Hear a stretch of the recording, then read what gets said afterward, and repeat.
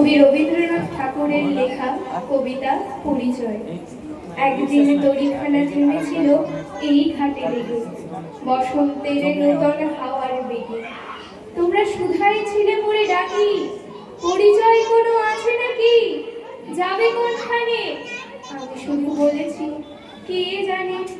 নদীতে লাগিল দোলা, মাখনে পড়িল টান, একা বসে গাহিলাম যৌবনের বেদনার গান। সেই গানে শুনি কুসুমিত তরুতলে তরুণ তরুণী তুলিল অশোক, মোর হাতে দিয়ে তারা কহিল এ আমাদেরই লোক, আর কিছু নয়। সে মোর প্রথম পরিচয়। তারপরে জোয়ারের বেলা সাঙ্গ হলো তরঙ্গের খেলা। কোকিলের ক্লান্ত গানে মিশ্রিত দিনের কথা আকস্মাৎ যেন মনে আনে। কনক চাপার দল পরে ঝুড়ে ভেসে যায় দূরে।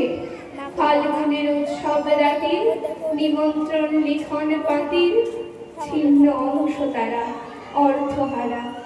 ঘাটার গভীরে টানে তরিখানা ভেসে যায় সমুদ্রের পানে।